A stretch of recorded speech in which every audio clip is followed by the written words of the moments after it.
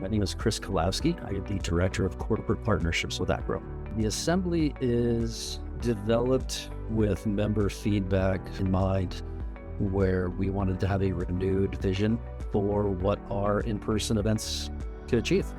Some of the feedback we had received, both from institutions and corporates, was they wanted to be more involved and seen more as thought leaders contributing to the work. We are asking our business partner facilitators to separate themselves from the usual role of selling a product or a solution. They are truly there to work and have a dialogue with our institutional attendees about problem solving, about questions folks may have regarding learning mobility. There's a little more involved instead of just showing up and exhibiting or showing up and giving your presentation.